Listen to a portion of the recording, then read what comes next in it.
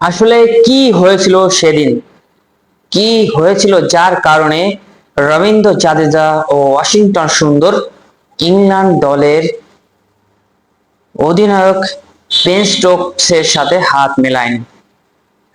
এই ছবিটি দেখে অনেকে অনেক কিছুই মন্তব্য করতে পারে, কিন্তু আসল ঘটনা কি যারা খেলা দেখেছে তারা ভালোভাবেই জানে। ঘটনাটি হচ্ছে, ভারত বনাম ইংল্যান্ড চতুর্থ টেস্ট ম্যাচ যখন পঞ্চম দিনের খেলা চলছে, তখন শেষের দিকে প্রায় নিশ্চিত নিশ্চিতই বলা যায় যে ম্যাচটি ড্র হতে চলেছে।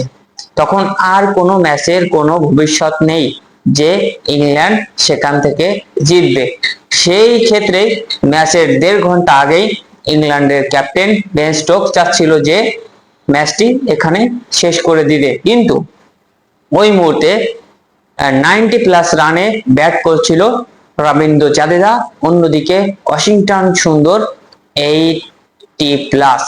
সেক্ষেত্রে তারা চাচ্ছিল, তাদের হাতে যেহেতু সময় আছে সেহেতু তারা সেঞ্চুরিটা করতে চাচ্ছিল, এবং প্রতিটা ব্যাটসম্যানই চায় যে তার নামের পাশে একটি শতক যুক্ত হোক, এবং ভারতীয় ব্যাটাররা সেটাই চাচ্ছিল। অপরদিকে বেন স্টোকসরা চাচ্ছিল যে সময় নষ্ট করে বা কাল ক্ষেপণ করে কি হবে, ম্যাচের ভবিষ্যৎ তো যা হয়ে গেছে সেটা এখনই জানা, ম্যাচটি ড্র হবে। এই জন্য তারা চাচ্ছিল না যে আর সময় বাড়াতে।